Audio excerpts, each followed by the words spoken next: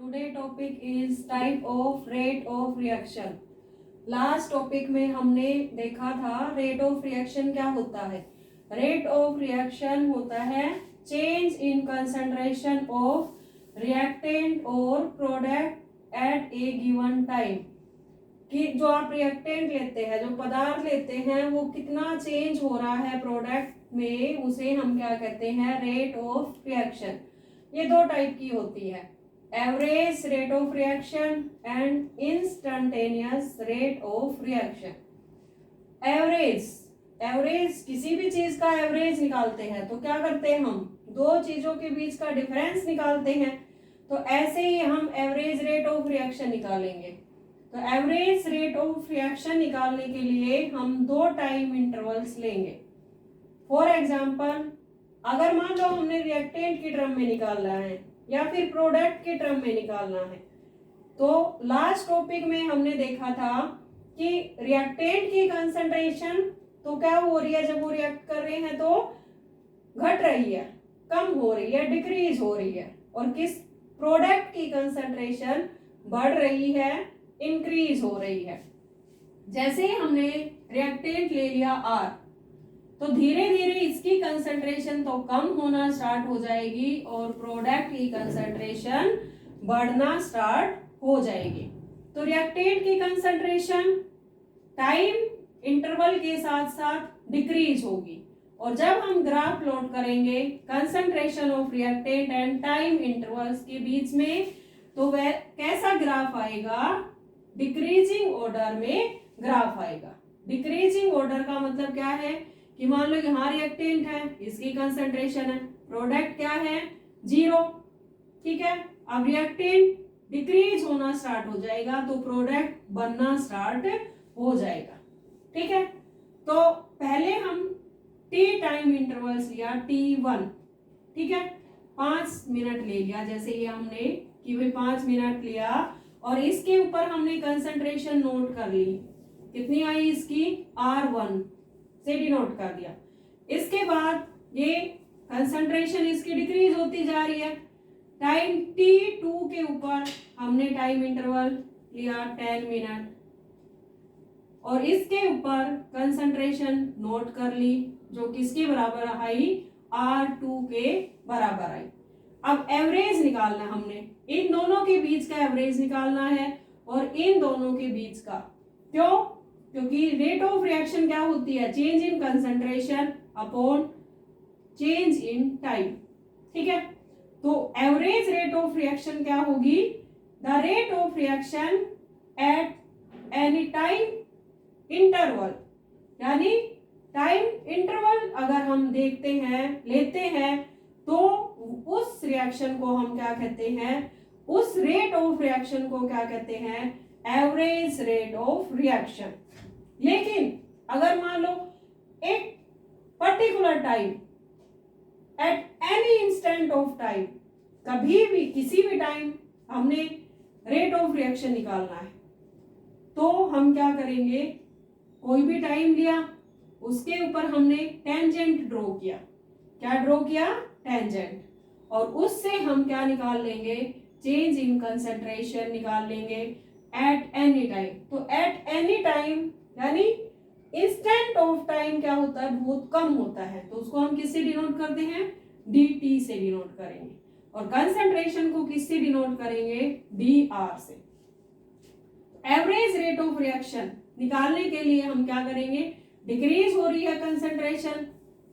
अब डिक्रीज कितनी हो रही है, ये देखो T2 पे कितनी आई है हमारी, R2 माइनस T1 पे कितनी आई, R1, तो ये हमने लिख दी R2 माइनस R1। अब ये डिक्रीज हो रही है, क्या हो रही है, डिक्रीज, ठीक है। अब मान लो डिक्रीज हो रही है, इसको हमने प्रॉपर वे में लिखना है, प्लस बनाना है, क्योंकि ये माइनस हो रही है तो किससे मल्टीप्लाई करना पड़ेगा, माइनस साइन से। तो यह आपके पास आ गया minus R2 minus R1 divide by T2 minus T1, और एक इसके बराबर आ गया delta R upon delta T minus delta R upon delta T। और हम हम क्या कह सकते हैं, decrease in delta R upon delta T. ठीक है, अब इंस्टेंटेनियस निकालते हैं। इंस्टेंटेनियस जैसे हमने इस टाइम पीरियड पे निकालना है। अभी तक तो हम क्या कर रहे थे, 2 टाइम इंटरवल्स लिए थे और उनके ऊपर रेट ऑफ रिएक्शन निकाली थी। पहले हमने निकाला था T1 पे 5 मिनट पे निकाली थी, कितनी आई थी R1, 10 मिनट पे निकाली तो कितनी आई R2। एवरेज करते हैं, चेंज निकालते हैं, change in concentration. Change in concentration का मतलब क्या होता है कि कंसंट्रेशन में कितना चेंज हुआ। तो कंसंट्रेशन में कितना चेंज हुआ, R2 minus R1 upon change in time.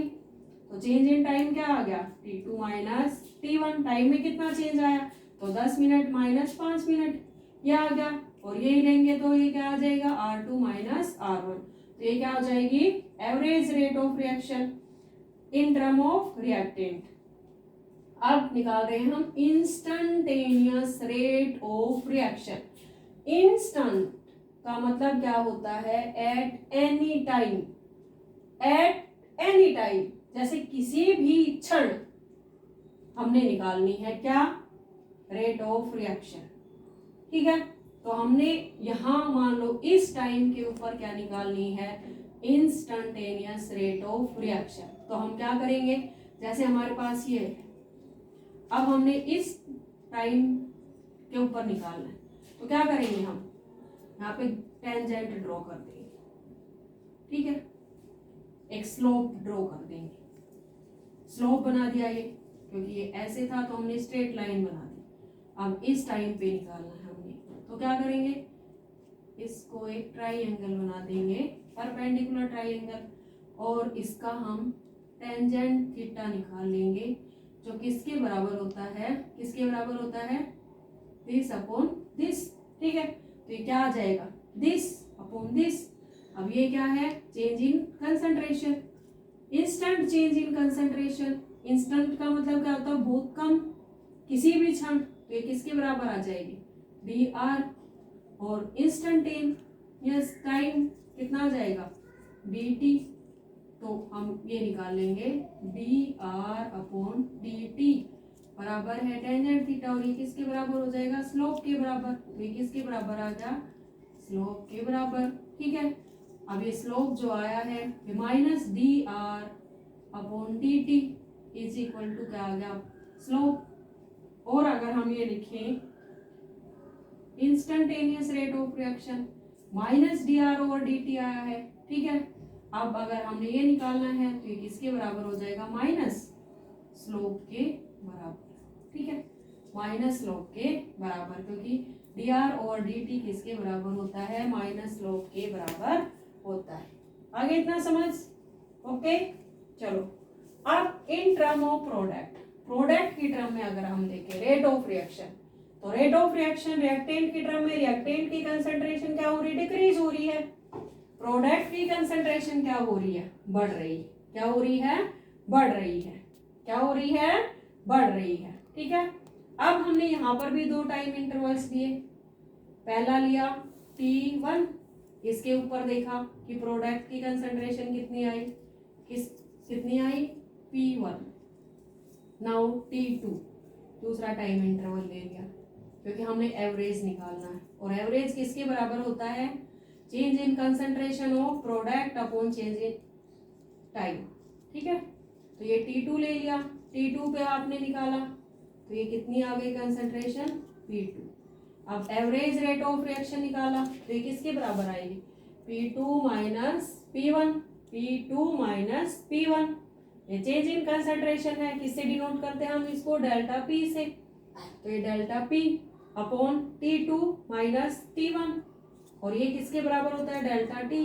तो ये किससे डिनोट कर दिया, डेल्टा T से।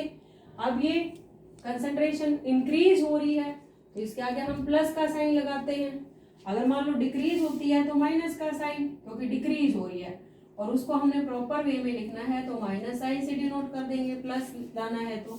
लेकिन यहाँ पर ऑलरेडी इंक्रीज हो रही है तो इसके ऊपर कैसा साइन लगाएंगे हम, प्लस। अगर डिक्रीज होती है तो माइनस, अगर इंक्रीज होती है तो प्लस। तो एवरेज रेट ऑफ रिएक्शन क्या आ गई, plus delta P upon delta T। अब हमने वैसे ही इंस्टंटेनियस निकाल लिया, instantaneous rate of reaction in term of product. ठीक है, तो इंस्टंटेनियस का मतलब क्या होता है? एट एनी टाइम, किसी भी क्षण। तो उसको हमने डिनोट कर दिया एट एनी टाइम, यहाँ पे निकालना है। ठीक है, तो ये एट एनी टाइम पे अगर हम चेंज लें तो ये किसके बराबर हो जाएगा? डी टी के बराबर हो जाएगा। किसके बराबर? डी टी के बराबर। जैसे हमने इसमें हमने ग्राफ ये प्लॉट किया था, ट्रायंगल प्लॉट की थी, वैसे ही हम यहाँ पर भी कर लेंगे। इसको आप स्ट्रेट जैसे ये है ऐसे आ रहा, तो ये हम यहाँ पे टाइम निकालना है इस टाइम के ऊपर। तो हम क्या करेंगे, यहाँ पर ट्रायंगल बना देंगे, इसको ऐसे आगे स्ट्रेट लाइन बनाएंगे और इस टाइम पे निकालेंगे, तो ये ट्रायंगल हमारे पास आ जाएगी। अब ये क्या आ गई हमारे पास में? ये क्या आ गई? देखो यहाँ पे ये क्या आ गई आपकी? ये क्या आ गई? Change in concentration. ठीक है, तो इसको हमने किससे डिनोट कर दिया? डीपी से। और ये बिल्कुल बिल्कुल एक किसी भी क्षण निकालना है। किसी भी क्षण का मतलब क्या होता है? With in second. तो ये किसके बराबर आ जाता है? डी टी के बराबर। ठीक है, तो D P upon D T इसके बराबर हो जाता है tan थीटा, और हम क्या कह सकते हैं इसको? स्लोप। ठीक है, तो ये क्या आ गया? इंस्टंटेनियस रेट ऑफ रिएक्शन जो है वो किसके बराबर आ गई? D P upon D T is equal to slope. ये स्लोप कितना है? तो उसके बराबर आ जाएगी इंस्टंटेनियस रेट ऑफ रिएक्शन। तो एवरेज रेट ऑफ रिएक्शन क्या होती है? Change in concentration at a interval of time या 2 टाइम इंटरवल्स। और इंस्टंटेनियस रेट ऑफ रिएक्शन क्या होती है? Change in concentration of reactant और product at any instant of time. Now unit of rate of reaction. Rate of reaction क्या होती है? Concentration upon time. ठीक है, तो ये लिखा हुआ है। अब कंसंट्रेशन को हम कंसंट्रेशन को किस में डिटरमिन करते हैं? Number of moles of solute पर लीटर ऑफ द सॉल्यूशन। तो ये नंबर ऑफ मोल्स की यूनिट क्या हो गई? मोल। और वॉल्यूम की क्या हो गई? लीटर। मोल पर लीटर। और टाइम की क्या होती है? सेकंड। तो यूनिट क्या आ गई रेट ऑफ रिएक्शन की? Mole litre inverse second inverse. तो ये था type of rate of reaction. अगर आपको पसंद आई हो तो इस वीडियो को सब्सक्राइब जरूर करें।